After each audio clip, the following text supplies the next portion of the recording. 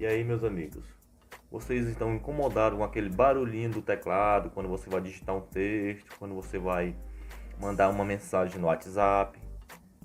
Incomoda um pouco esse barulho? Esse barulhinho aqui, ó, incomoda? Então não se preocupe, eu vou te ensinar como desativar esse som, como remover. Não se preocupe mesmo. Fica no vídeo até o final que vocês vão aprender a fazer isso. Bora para o vídeo. Se você tem um celular Samsung ou que o sistema operacional seja Android, então você talvez queira tirar um barulhinho aqui, um barulho do teclado. Vou mostrar para vocês qual é esse barulho. Esse barulhinho aqui, ó.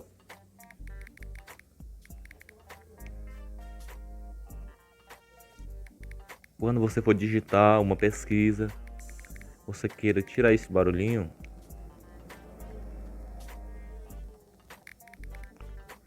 toda vez que você quiser fazer uma pesquisa, conversar no WhatsApp com alguém, quando você ativar o teclado, vai ter esse barulho na hora da digitação.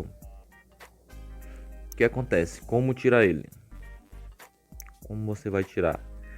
Você pode simplesmente colocar no modo silencioso.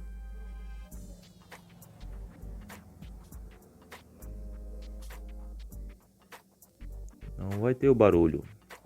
Porém, se você estiver esperando uma ligação, se você estiver esperando alguma coisa, no silencioso você não vai conseguir.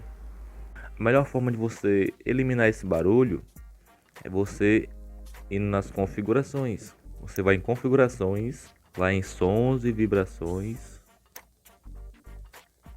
Você desce até controle de som, vibração do sistema. Aí você desativa o teclado Samsung, teclado de discagem. Se você não quiser que vibre também, você faz a mesma coisa, teclado Samsung e teclado de discagem. Vou voltar aqui para vocês verem. Ó, não vibra mais, silencioso. E você pode receber notificações, e-mails, ligações. Normalmente não vai atrapalhar em nada. Aí tem esse toquezinho aqui. Se vocês quiserem eliminar também, você vai novamente nas configurações, sons, vibrações,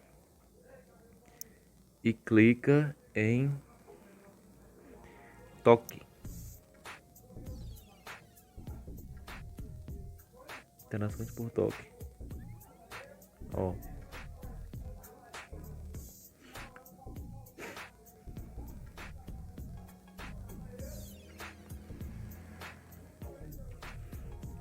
Seu celular vai estar totalmente silencioso.